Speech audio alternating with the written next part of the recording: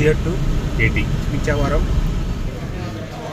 ఇంతొచ్చా మామా ఇజ్జత్ తీస్తావు కదరా డెఫినెట్గా క్యాప్తో రండి ఎండ వేడి చంపుతుంది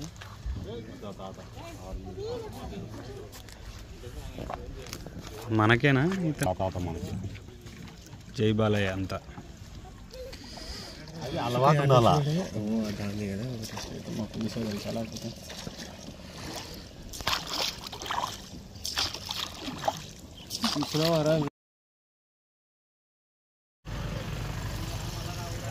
కొన్ని అవంచిత కారణాల వల్ల నేను ఈ వీడియోని చాలా లేట్గా పోస్ట్ చేయడం జరుగుతుంది.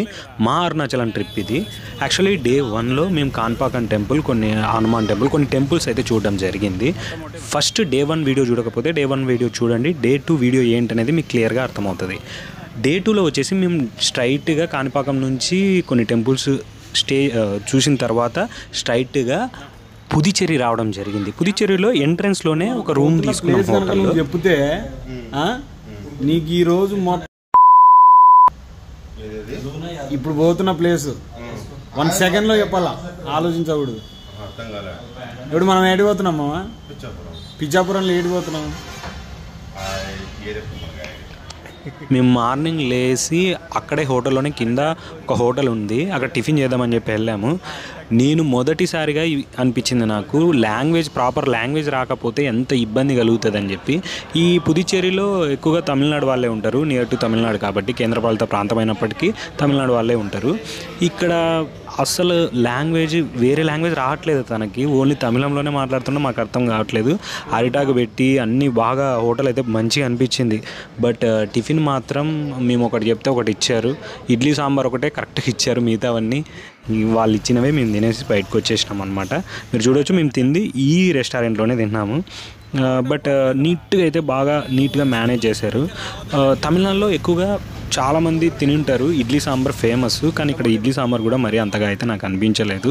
అక్కడి నుంచి టిఫిన్ చేసి మేమైతే ఇక పీచావరంకి బయలుదేరిపోయాము. ఎందుకంటే అక్కడ ఒక టూరిజం స్పాట్ ఉంది, అది వాల్లోనే రెండవ మ్యాంగ్రూవ్ ఫారెస్ట్, రివర్ కాదు ఫారెస్ట్, చాలా మిస్టేక్ అయిపోయినా నేను.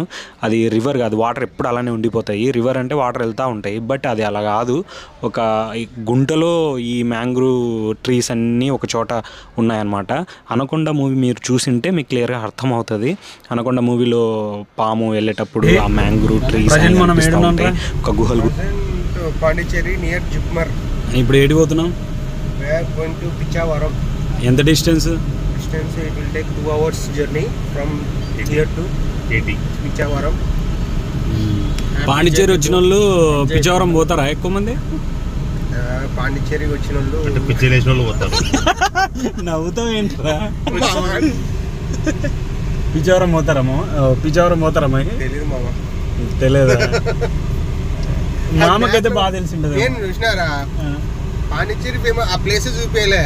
అది యాక్చువల్లీ చాలామంది అనుకుంటారు పాండిచ్చేరి వచ్చిన తర్వాత టూరిజం స్పాట్లు కొన్ని చూపిస్తాయి, కానీ ఈ పిచ్చావరం ఇక్కడ ఒక రివర్ ఉంది, పెద్ద రివర్. ఆ రివర్ మాత్రం మనకు చూపెట్టదు. మేమే అనుకోకుండా ఒక ఫ్రెండ్ ఇక్కడ ఉండి తనైతే చెప్పడం జరిగింది. చాలామంది అయితే పాండిచ్చేరి వచ్చిన వాళ్ళు పిచ్చావరం అయితే వెళ్ళరు. మేము వెళ్తున్నాము, చూద్దాం మా ఏరియాలో రివర్ ఎట్లుందో. ఏముంటుంది రాడా, బోటింగ్ ఉంటుంది ఫుల్. రివర్ అనకొండ మూవీలో పోతారు కదా, రివర్ లో వయసుకొని చెట్లు ఉంటాయి మధ్యలో మధ్యలో, సేమ్ అదే స్పాట్. ఇది వరల్డ్ లో సెకండ్ లార్జెస్ట్ రివర్ అంట. అంతే కదా, రివర్ కాదు దాన్ని ఏమో అంటారా, ఏదైతే ఏముందిలే.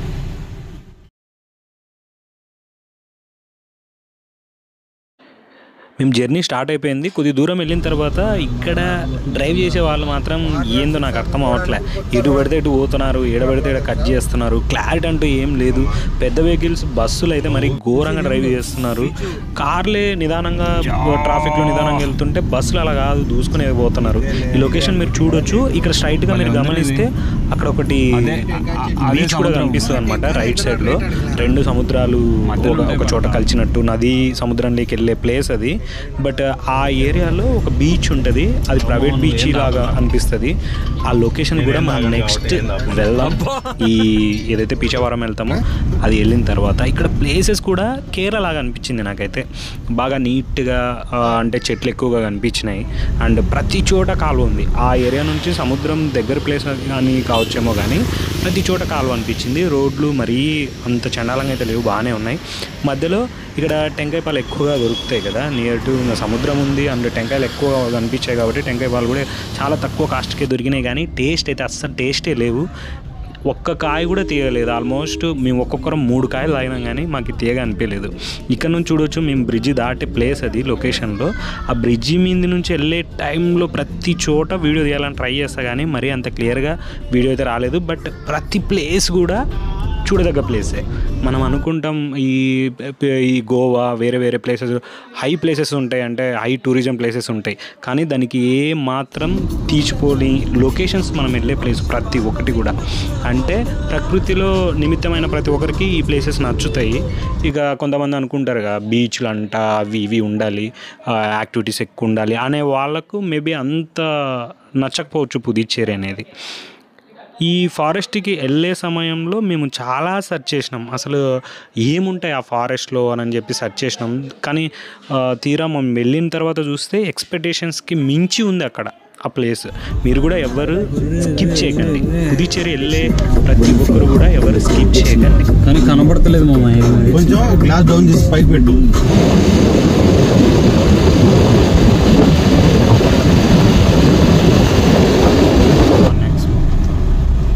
In 150 meters, turn left onto Chidambaram to Pichavaram Tourism Main Road. Take the next left onto Chidambaram to Pichavaram Tourism Main Road. Fish మామా, ఫిష్ ప్రాన్స్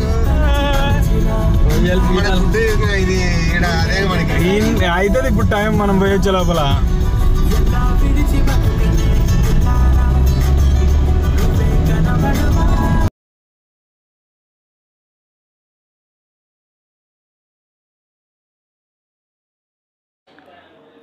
ఈ టూరిజం స్పాట్కి వెళ్ళే టైంలో మధ్యలో హోటల్స్ చాలా ఉంటాయి అక్కడక్కడ. అంటే వాళ్ళే ఫిష్ కర్రీ వండి అలా పెడతారు. మనకు ఏ ఫిష్ కావాలో ఆ ఫిష్ అడిగి ఈ ఫిష్ కర్రీ తీసుకొని వచ్చి దాన్ని సపరేట్గా చేసుకొని మనకు పెడతారు.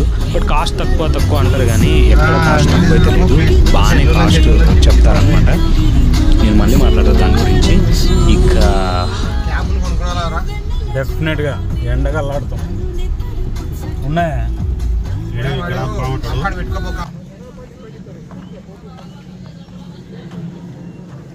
ఈ స్పాట్కి వచ్చిన తర్వాత నాకు ఆ మిలిటరీ షర్ట్ లాగా పెయింట్ వేసారు చూడు, ఆ బిల్డింగ్ నాకు చాలా బాగా నచ్చింది, బాగా అనిపించింది. మీరు చూడొచ్చు ఈ ఏరియాలో ఎక్కడెక్కడ ఏమేమి ఉన్నాయి ప్రతి ఒక్కటి కూడా ఈడ నీట్గా రాశారు. బట్ టికెట్ ఎక్కడ దొరుకుతుంది అనేది మాత్రం క్లియర్గా రాయలేదు. మేము అడిగి తెలుసుకున్న తర్వాతనే టికెట్కి వెళ్ళామన్నమాట. ఎందుకంటే మేము పార్కింగ్ చేసిన సైడ్ వెళ్ళాం, బట్ టికెట్స్ అక్కడ ఎంట్రన్స్లో ఉంది. ఆ టికెట్స్ కాస్ట్ మాత్రం చాలా ఎక్కువ ఉంటుంది.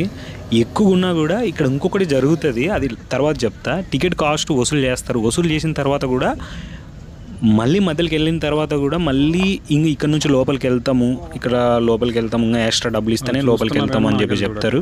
బట్ అది మాత్రం ఈడ నాకు నచ్చలేదు. ఇంకొకటి 2 టైప్ బోటింగ్స్ ఉంటాయి ఈడ. మోటార్ బోటింగ్ ఒకటి ఉంటుంది. మోటార్ బోటింగ్లో మీరు వెళ్ళకండి అసలు, ఎందుకంటే మోటార్ బోటింగ్ ఆ ఎక్కువ వాటర్ ఉన్న ప్లేస్లోనే ఒక స్ట్రైట్గా వెళ్ళేస్తుంది. 2 టైమ్స్ ఇలా తిరుగుతుంది అంతే. ఈ మనుషులు దొబ్బుకొని బోటింగ్ ఒకటి ఉంటుంది, ఓన్లీ మనుషులే అప్లై చేసుకుంటే వెళ్తూ ఉంటుంది. ఆ బోటింగ్కి వెళ్ళండి, చాలా బాగుంటుంది.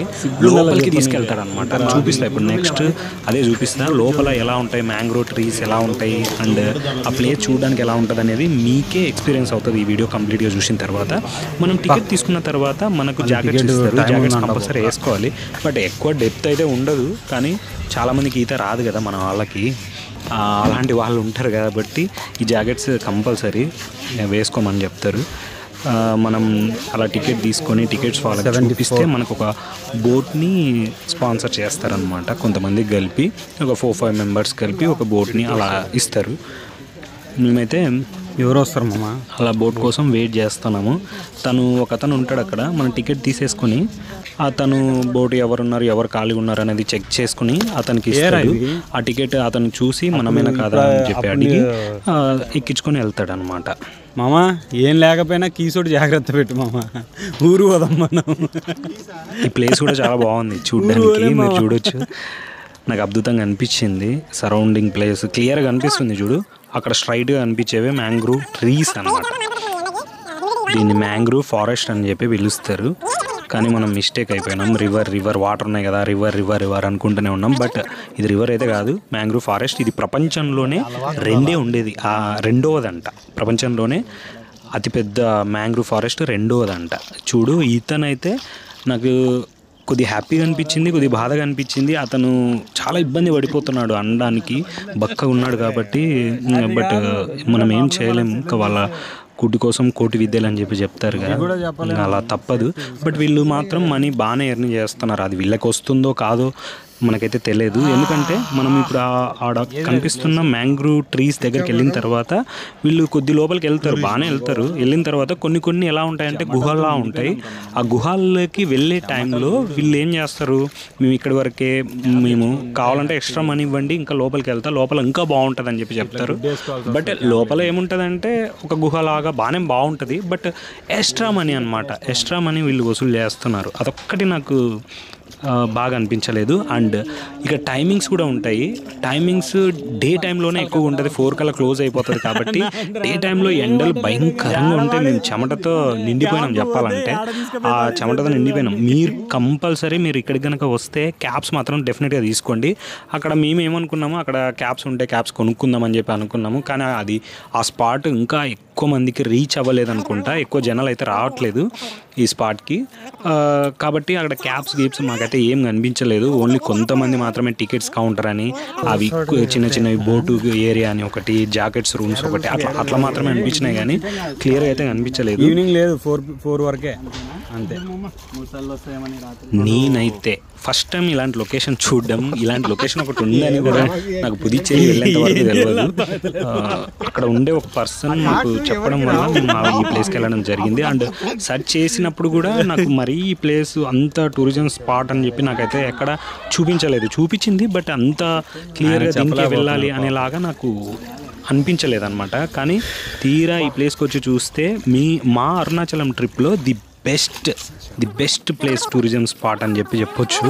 ఎందుకంటే నాకు అంత బాగా నచ్చింది. అరుణాచలం అంటే ఓన్లీ టెంపులేగా అనే ఫీల్ ఉండే. బట్ నాకు ఈ ప్లేస్ చూసిన తర్వాత అనిపించింది అనమాట, ఇంత మంచి లొకేషన్ మనం చూడగలుగుతున్నామని చెప్పి. ఎండకు తట్టుకోలేక బోట్ వాళ్ళు చూడండి నీడకి వెళ్ళిపోయారు. చాలా ఎండ, భయంకరమైన ఎండ పెడుతుంది మేము వెళ్ళే టైంలో. మా దగ్గర క్యాబ్స్ లేవు, ఏం లేవు. స్ట్రైట్గా వచ్చాం, చెమటలు కారిపోతున్నాయి, తూడ్చుకోవడానికే సరిపోయింది నాకైతే. అట్లే ఉండు. ఆ ట్రీస్ అలా పట్టుకుంటుంటే హార్డ్గా ఉన్నాయి అనమాట. అవి చాలా మాదిరి అనిపిస్తాయి కానీ మరి అంత లూజ్గా అయితే లేవు, చాలా గట్టిగా ఉన్నాయి. ఇది మ్యాంగ్రోవ్ ట్రీ అనేది ఇది ఒక్కటే వాటర్లో హెవీగా పెరగడం వల్ల ఇక్కడ అన్నీ ఒక వేవ్ మాదిరిగా వేవ్ మాదిరిగా ఏర్పడినాయి అనమాట. మీరు చూడొచ్చు ఎలా ఉన్నాయని చెప్పి. దాని పొదలు కూడా చాలా స్ట్రాంగ్ ఉన్నాయి, అందు లోపలికి వెళ్ళడానికి కూడా వీలు అవ్వదు. చిన్న బర్రెల మాదిరినే ఉంటాయి, అయితే ఓన్లీ చిన్న బర్రెల మాదిరి కనిపిస్తుంది. కొట్టుకొని పోతుంటది అంతే.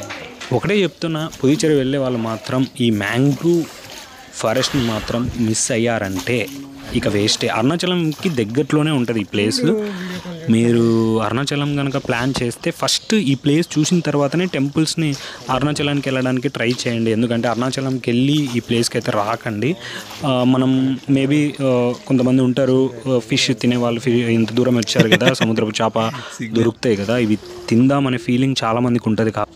ఇక్కడ దాకా తీసుకెళ్తారు. ఇక్కడ దాకా తీసుకెళ్ళిన తర్వాత ఈ ప్లేస్ కనిపిస్తుంది కదా, ఇలాంటి ప్లేస్ చూడడానికి మనం ఎక్స్ట్రా చార్జ్ చేయాల్సి వస్తుంది.